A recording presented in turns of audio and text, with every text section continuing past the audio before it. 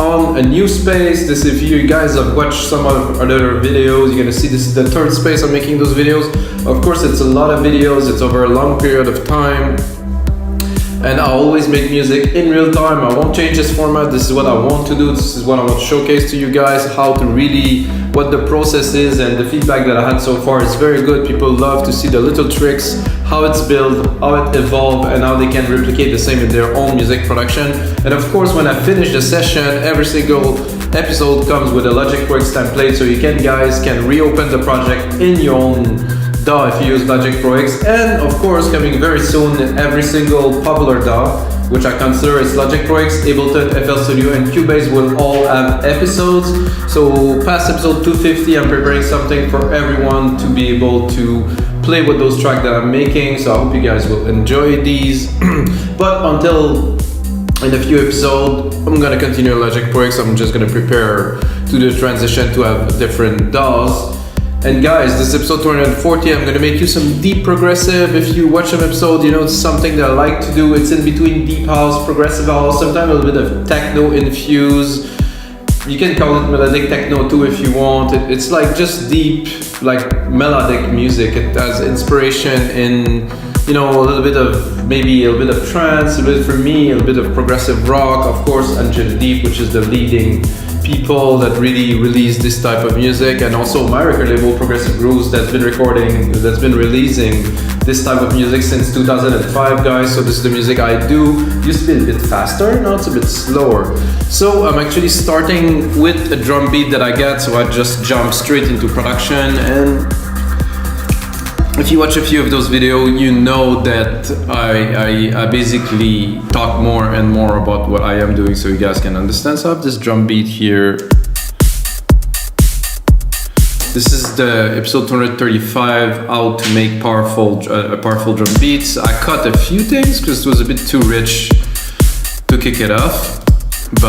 And I'm also gonna drop, when I think about it, this output mastering sequence. I just want it raw like this so I'm able to do something. And I was thinking before I do this episode, I'm gonna start with something like a bass, but not necessarily like a plucky bass, maybe more like a drawn bass, like a doom doom, you know, not quite a brass too, but as you see, I know it's a keyboard, like many people, like deadmau5, like a lot of people on their keyboard making music in planes and cafes everywhere. And you know, keyboards they're nice in the studio, but it's not a necessity anymore, mostly for electronic music producers. So it's the case for me too for the last 5 years. Before that, yeah. Let me know, guys, in the comment about the echo of the room. If it's, I think I'm gonna bring this a bit closer. Okay, I'm gonna have to bring up musical typing. And then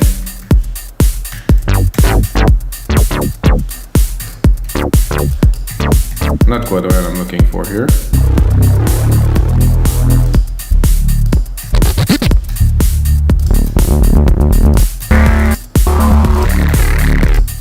This is a bit intense. This is okay.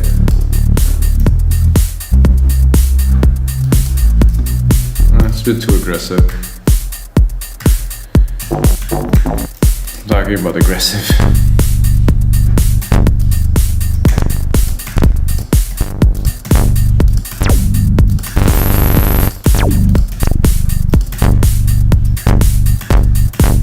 This could be good, but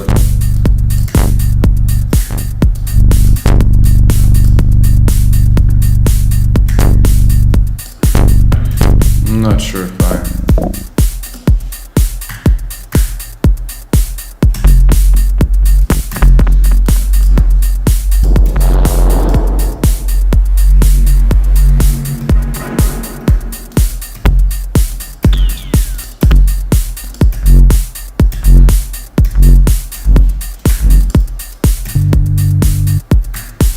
That could be good.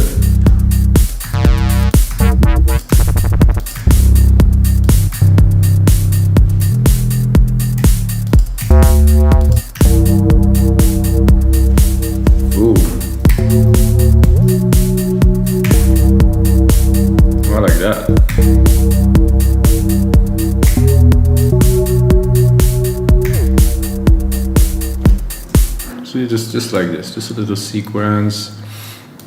It's like a starting point to a track. A starting point to a track could be really anything. You just drop a sample, you can record something, you know. It's really is, for me, with all these years, if you guys don't know, I make music for over 20 years.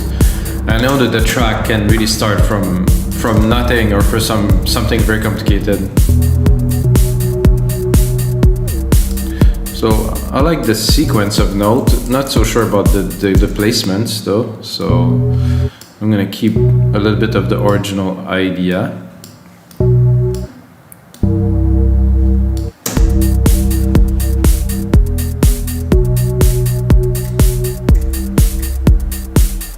I think I would do. This is a bit. No, I wouldn't call it strange, but it's different. That's for sure.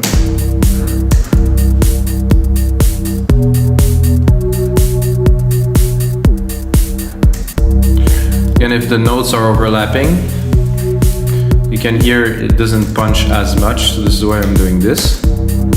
So I'm cutting it.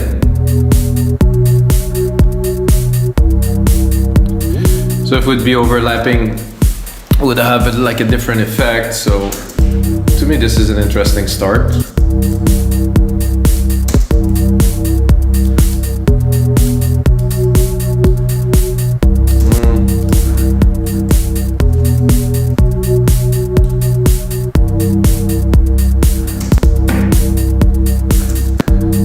Let's see.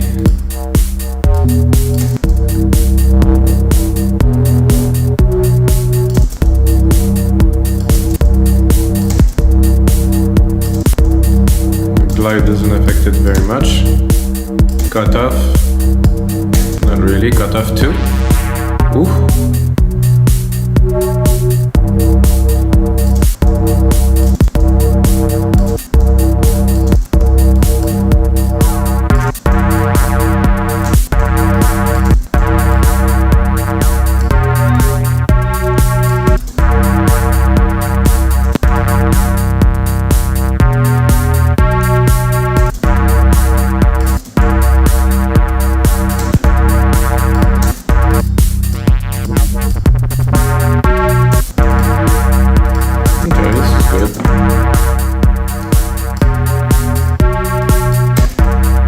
Strangely, I'd like to give it a bit of reverb for a bass. It's a bit more strange. There's nothing really strange in music production these days. You can do anything you want, really. So I'm gonna do my grandiose, but I will drop the size a lot. This is a bit too gigantic.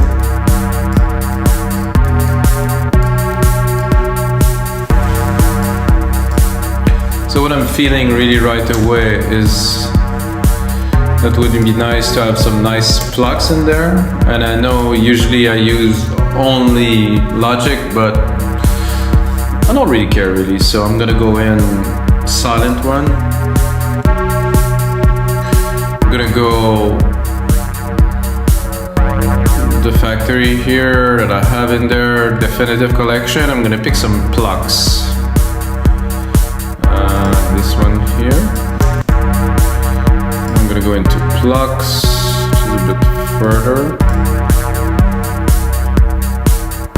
So I don't know about you guys, for me the idea is forming in my head as I go, so I'm thinking, okay, some plucks. I'm gonna pick some keys from the original here to create like a pluck sequence. It's gonna be in tune with the original idea.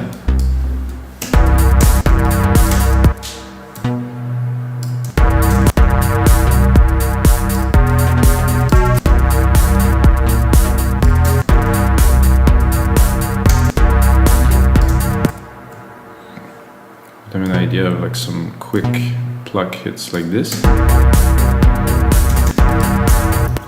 And bring it up.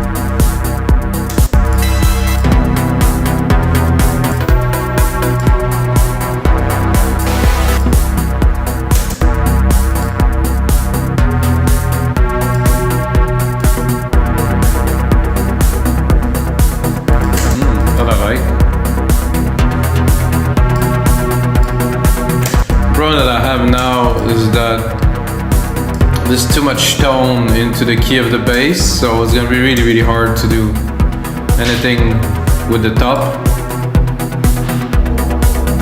I'm gonna keep just the low of the bass.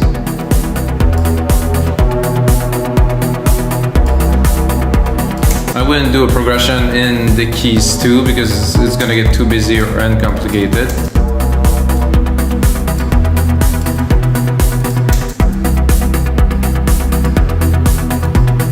I like the bass the way it is down in the back. I'm gonna go into silent and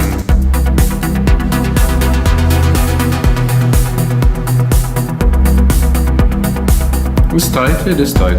It's just there's quite a bit of delay, I think, in there. I can still browse a little. This is flat.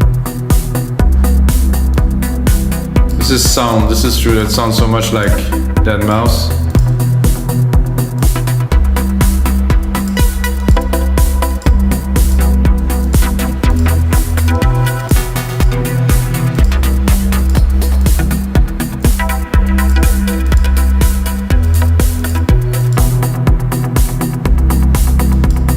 This is nice too.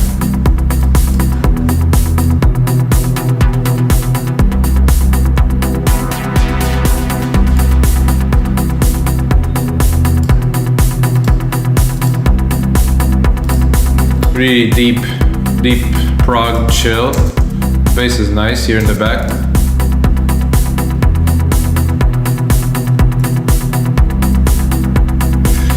Then I would go into a pad, and since we're using silent, guys, I mean, why not use silent? I use only silent for so many years, really, until I just got into Logic and they dropped Alchemy. Then I was like, oh, Alchemy is actually better. I mean, silent is still such a classic that cannot really do without it. And mostly this legendary pad, for me at least, is the Anjuna pad. I don't know if it's Anjuna Deep or Anjuna, but sound like this. I'm gonna go a bit higher.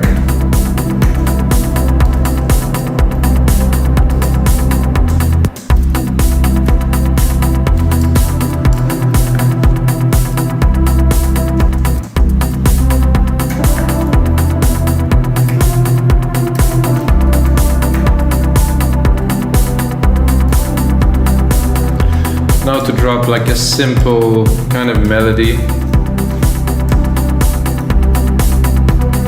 It has to be drawn, spaced out, not too intense. You know, you have the pad there running, you have the bass. You don't want to really overcrowd like your sonic territory, so I'm like...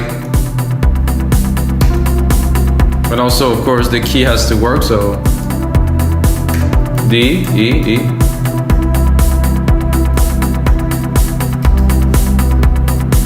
Something like this, turn, turn, turn.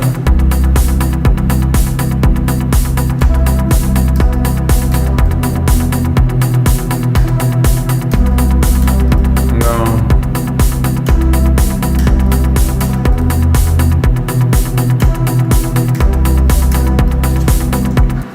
Definitely like better the second version here.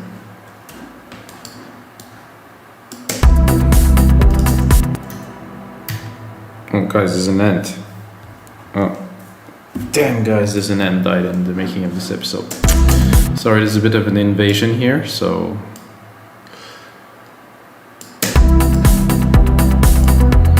Oh.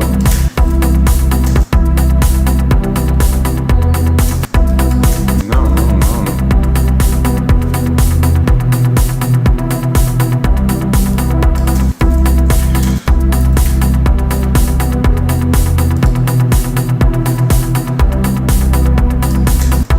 This is good. Now that I have a lead, we have to mix it in properly, so I'm gonna cut the top.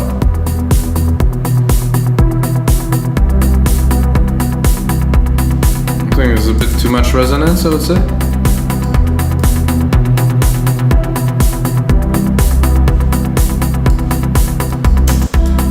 It all has to work together.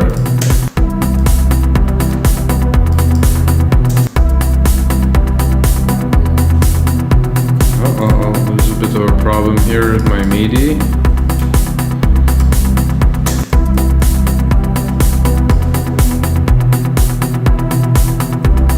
I think the bass is in the right place. I think this pad is cool too. I think it would be good to maybe follow this bass with the silent pad. Oh, I should have just done this here. So I'm going to replicate this. The pad that we just created, I'm going to use the bass keys.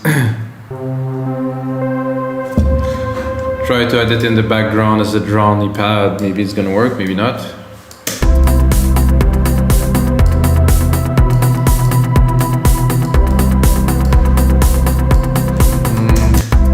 Maybe it's a bit too high.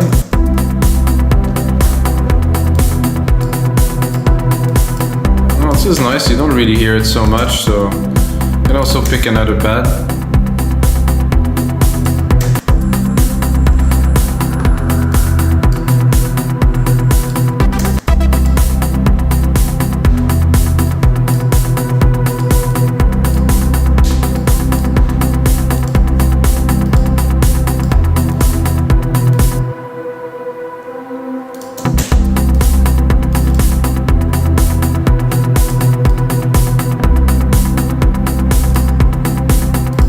So, you know, when I listen to this after I'm progressing with the other synth part, I'm like, don't like those plucks so much anymore. So I'm thinking, oh, there's many. Okay, where we here. I think I will restart at the top and.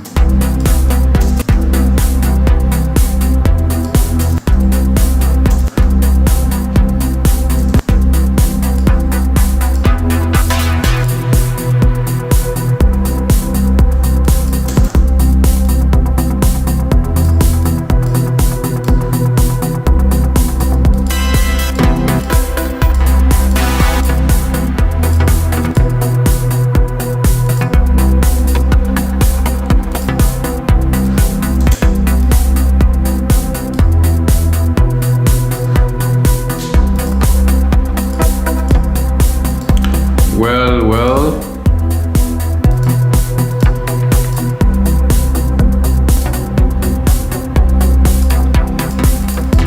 To me, somehow they all sound very much the same. Oh, that I like. It's not so plucky.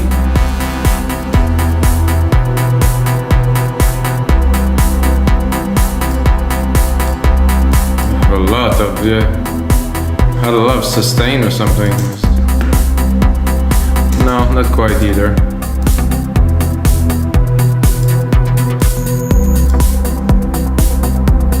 Oh yeah, that in the mix. Immediately. Clean. So what do we put into a track like this? I think we need like an element that will really not define the track, because we have the melodies, we have everything. We need to make the track stand out with something like an effect or something that would be very, that make this part special. Oh, sorry guys.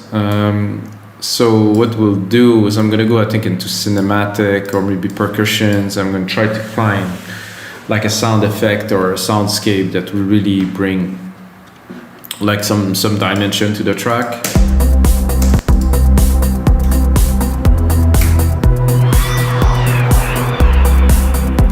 And in Alchemy, there's plenty of this. This is perfect for.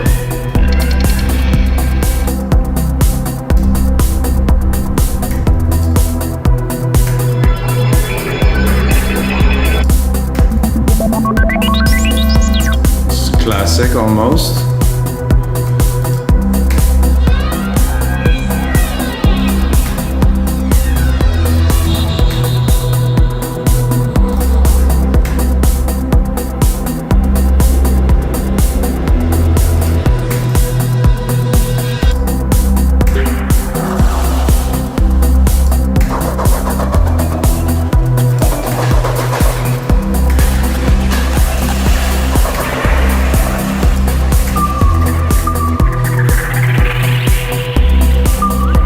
Surely trippy.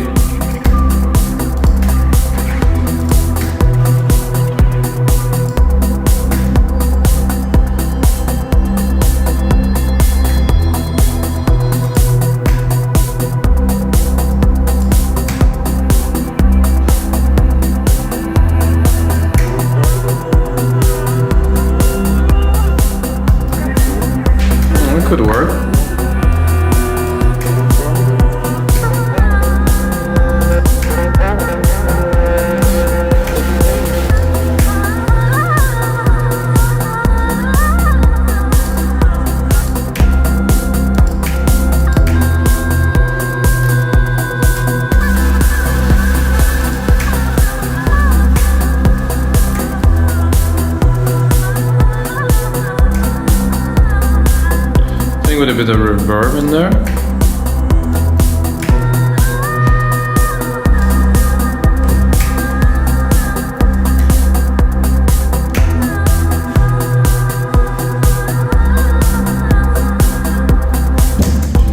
Something like that. This is sequence, and because it's an atmosphere kind of bass, I think it will be different every time it will hit, so that should be interesting.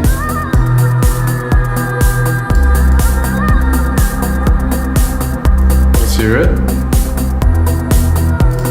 Yeah, every time it hits is different because there's so much LFO and effects in there.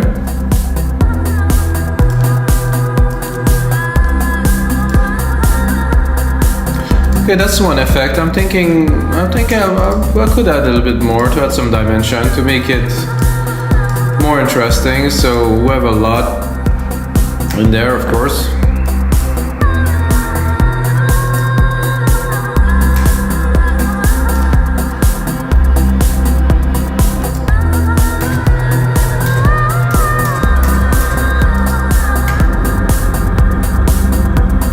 Ooh, growling.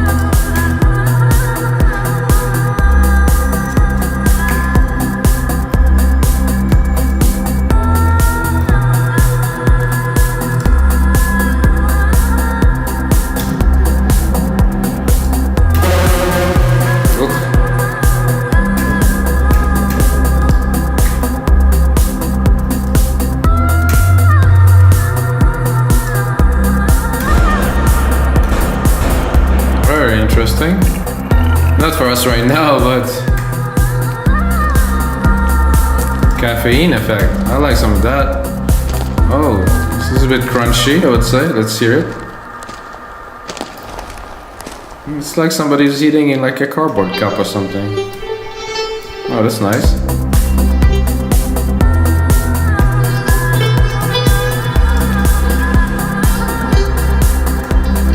So I'm gonna take the key of this kind of weird voice thing and I'm gonna apply it to, let's say, a hit of this here.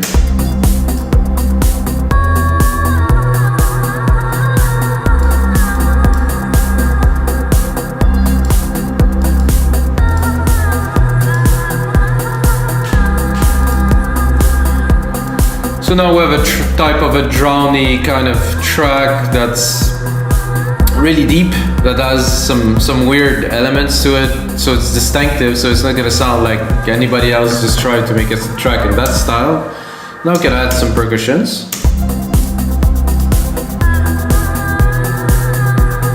I think these plucks need to be sidechain. I think this is what was missing that I didn't thought about, because those with a sidechain will definitely gonna work. Instrument, kick. This one that I use is yes.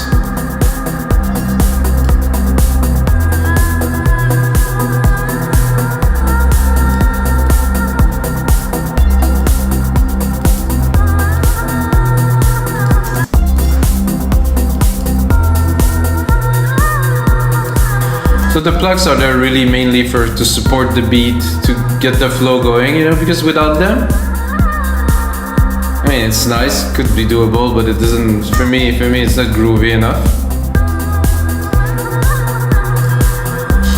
And those voices here, let's check them out. Let's go in the EQ. Let's make sure we're not adding any bottom to our track.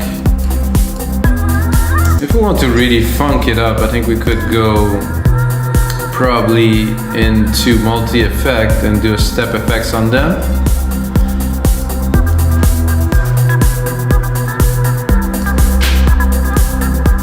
So the original was good, but you know, with some step effect.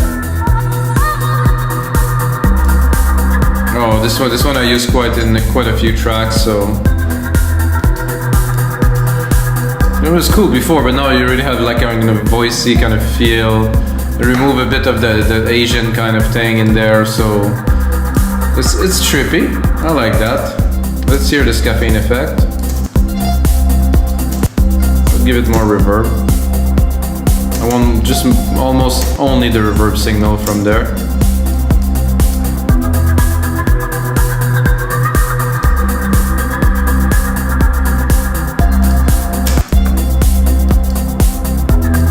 It's crazy what you can do with just a good mix, a little bit of effect, you know, in comparison.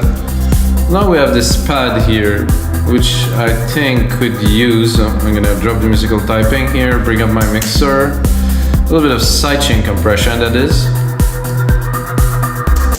Oh, I wanted to copy it, I didn't. Now we have a bit of sidechain compression here. Could we hear? Can we hear? Is it there a little? Oh. This is the melody that should be much more present than this. I'm gonna go into the preset of it.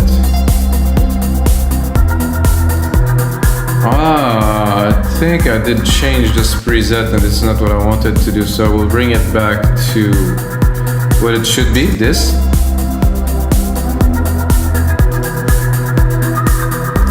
So, listening to this now, right away I'm thinking, okay, these vocals with this lead now, because that take the space, so they will have to be segmented in different parts, of course. So we're actually gonna start segmenting it a little bit now.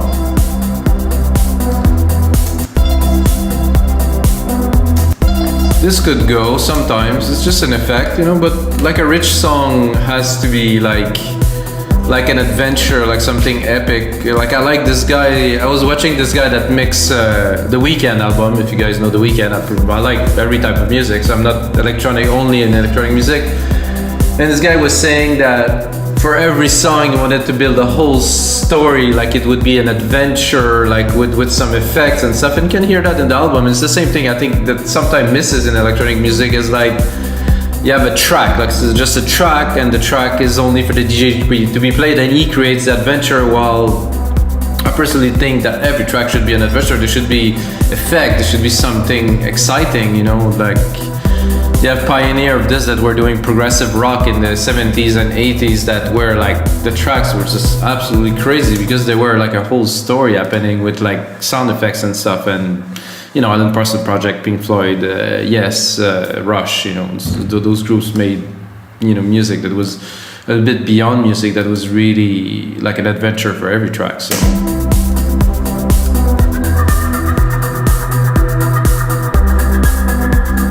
I could also do a semi-sequence here. So let's say we cut the first, we just use the first.